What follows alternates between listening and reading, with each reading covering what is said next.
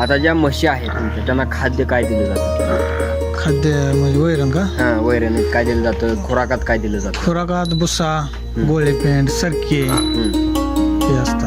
आणि वैरणीत काय? वैरण कडवळ, मकवा हम्म. हे असतं. एक म्हैस साधारणपणे किती दूध देते? एक 6 लिटर पर्यंत दूध देते 6 लिटर एक वेळेला. एका वेळेला 6 लिटर. 6 लिटर.